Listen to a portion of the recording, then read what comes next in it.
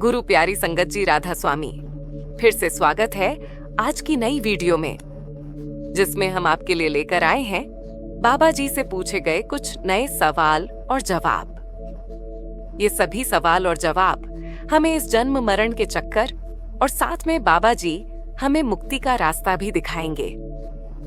आप संगत से निवेदन है कि वीडियो को पूरा देखने के बाद कमेंट में राधा स्वामी जरूर लिखें, और अगर आपको ये वीडियो अच्छी लगे तो आप इस वीडियो को भी लाइक कर सकते हैं और दूसरी संगत के साथ शेयर भी कर सकते हैं। एक सत्संग के दौरान एक आदमी बाबा जी से पूछता है कि बाबा जी, कई लोग कहते हैं कि सभी आत्माओं को 84 के चक्र में आना पड़ता है, क्या ये सच है? क्या हर आत्मा के कर्म इतने बुरे होते हैं? इस प्रश्न के जवाब में बाबा जी कहते हैं कि बेटा, यह बिल्कुल सच है कि हम सब 84 के चक्र में फंसे हुए हैं, मगर ये कोई ईश्वर का दंड नहीं बल्कि हमारे कर्मों का फल है।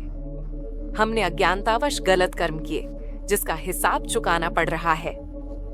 बाबा जी के जवाब को सुनकर वह आदमी फिर से पूछता है कि बाबा जी, जब आत्मा को जन्म मरण के चक्र में डाला जाता है तो उसे अच्छे शिक्षक क्यों नहीं मिलते?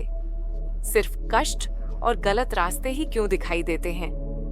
जवाब में बाबा जी कहते हैं कि बेटा, ये हमारी ही चूक है। हम गलत संगति में फंस जाते हैं, वही संगति हमें गलत रास्ते पर ले चलती है। ये वैसा ही है जैसे कोई बच्चा बुरे बच्चों के साथ खेलना शुरू कर दे तो उसकी आदतें भी बिगड़ जाती हैं। प्रश्नकर्ता फिर से पूछता है, तो क्या हम सब गलत हैं बाबा जी? क्या हमारी कोई अच्छाई भी नहीं है? बाबा जी कहते हैं, नहीं बेटा, ऐसा नहीं है। हर किसी के अंदर अच्छाई भी होती है, लेकिन हमने अपनी कमियों पर ज्यादा ध्यान दिया, अपनी अच्छाइयों को भुला दिया। इसी दौरान एक और प्रश्नकर्ता बाबा जी से पूछता है कि बाबा जी, क्या हम 84 के चक्र से कभी मुक्त हो सकते हैं? बाबा जी उसके जवाब में कहते हैं, बिल्कुल बेटा, मुक्ति संभव है, मगर इसके लिए हमें कठिन परिश्रम करना होगा। हमें अपनी गलतियों को स्वीकार करना होगा, उनसे सीखना होगा और सत्कर्म करने होंगे। अगला प्रश्न जो बाबा जी से पूछा जाता है कि बाबा जी, बड़े महाराज जी कहते थे कि एक उद्धारक आता है जो जेल का दरवाजा खोलकर कैदियों को रिहा कर देता है। हम सब भी तो इसी तरह जन्म मरण की जेल में फंसे हैं। क्या कोई ऐसा उद्धारक है जो हमें इस काल के चक्र से मुक्त करा सके? बाबा जी कहते हैं, बेटा, वो उद्धारक कोई और नहीं बल्कि संत ही होते हैं।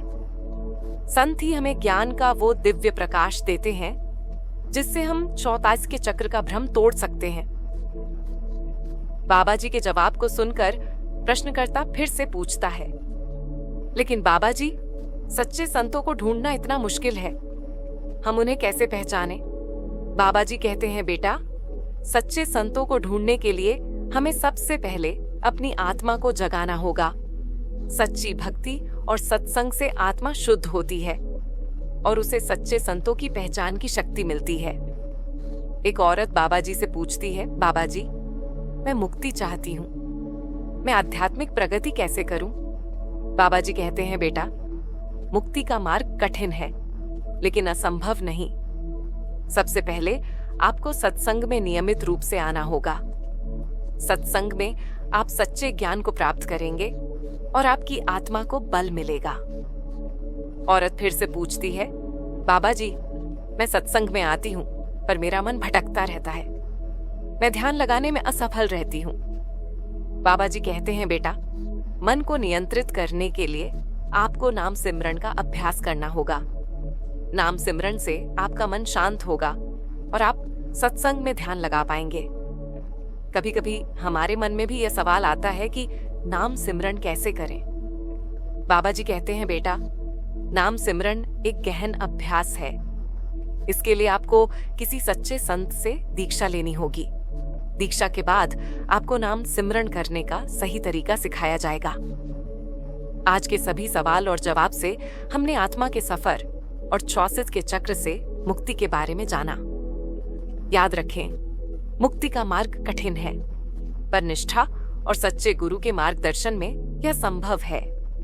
अपने कर्मों का फल भोगें और उनसे सीखें। सत्संग में नियमित रूप से आएं और सच्चे ज्ञान को प्राप्त करें। नाम सिमरन का अभ्यास करें और अपने मन को शांत करें। सबसे महत्वपूर्ण, कभी आशा न छोड़ें। निरंतर प्रयास आपको मुक्ति के द्वार तक पहुंचाएंगे। अगर आपको इस वीडियो में कुछ सीखने को मिला हो तो आप इस वीडियो को लाइक करें और कमेंट सेक्शन में राधा स्वामी लिखकर हमें कुछ सुझाव भी दे सकते हैं। और इसके साथ अगर आप चैनल पर नए हैं तो चैनल को भी सब्सक्राइब करिए